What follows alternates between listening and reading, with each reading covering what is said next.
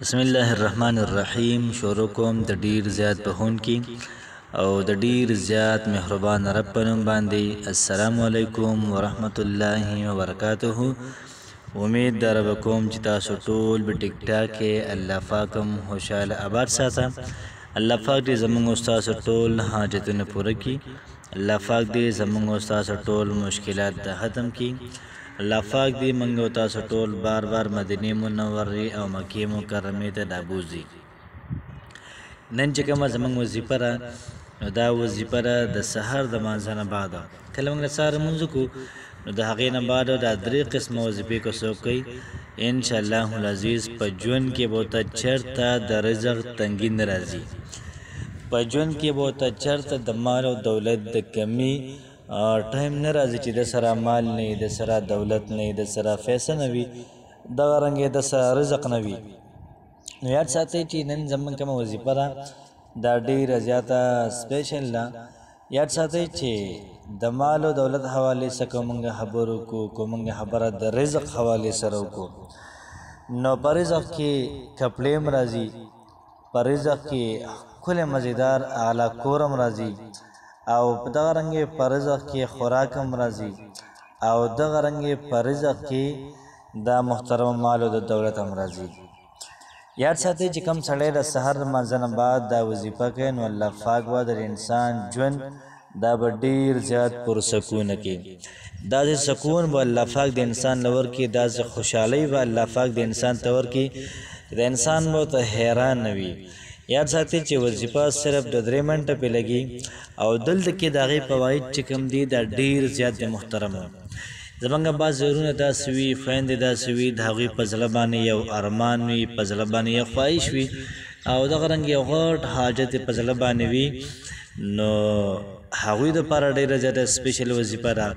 یاد ساتئ چې د حاجت دپاره ډېره اعلی وظیفه ده چې کله موږ دا وظیفه وکړو او انشاءالله العزیز هفته به نه پوره شوي الله پاک به زموږ او ستاسو ټول حاجات دا پوره کړي. بعض ورونو خویندو ته څه مشکلات را پیښ وي د مشکلاتو دپاره که محترمو دا وظیفه وکړی شي انشاءالله العزیز په 100 ورځو کې به الله پاک د دوی مشکلات دا ختم کړي. په یو کور کې جنګ دی، جګړې دي، نه اتفاقي ده، د هغې لپاره که څوک دا وظیفه وکړي انشاءالله العزیز الله پاک به په کور کې امن او سکون او دغه رنګه سلامتیا راولي. یاد ساتئ چې بعض ورونه خویندې داسې وي چې په هغوی باندې قرض وي، ډېر زیات قرض وي.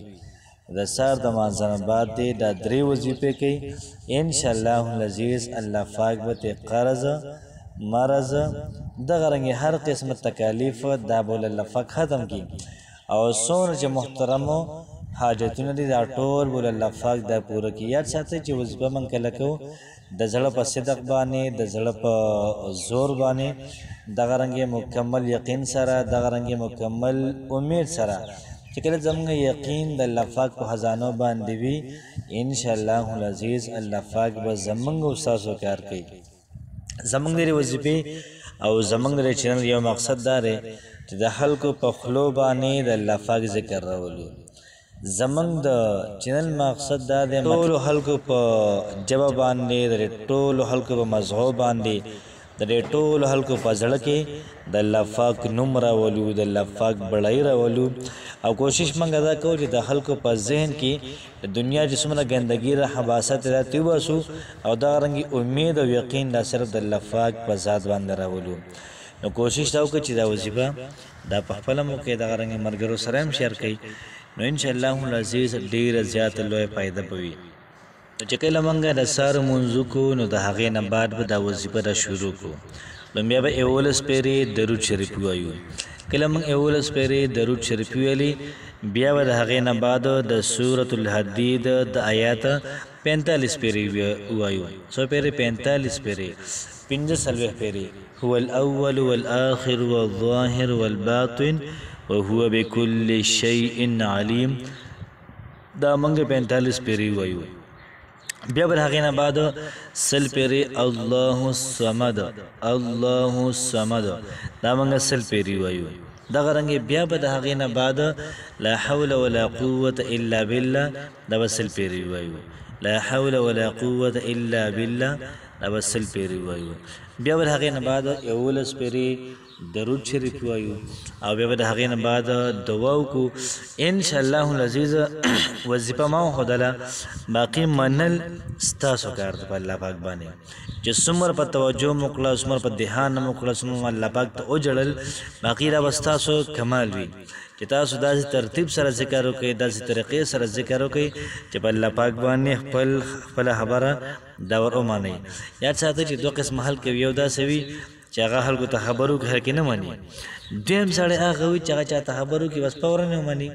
الله کوي زما کمال دی په ان پن کې په خبره د ومنله. نو په الله پاک باندې به خبر داسې منو چې درود شریف به ووایو، دا وظیفه به وکړو، بیا به د هغې نه بعد دعا وکړو. چې کله موږ دعا وکړله په دعا کې عاجزي به وکړو، فریاد به الله پاک ته وکړو، به جاړو ته، او بیا به د هغې نه بعد درود شریف ووایو، لاسونه به په مخ باندې راکاږو. نو یاد ساتئ چې کله موږ لاسونه مخ باندې راکاږل هغه انوارات چې کوم را پرېوتي وي که نه هغه زموږ مخ باندې راشي. وظایف ټول محترمو کار کوي، 100% کار کوي، ولیکن یقین سره لګن سره مسلسل دا کول پکار دی، توجه سره. انشاءالله العزیز الله پاک به زموږ او ستاسو ټول کارونه وکړي. الله پاک هم خوشحاله ساتئ. السلام علیکم ورحمة الله وبرکاته.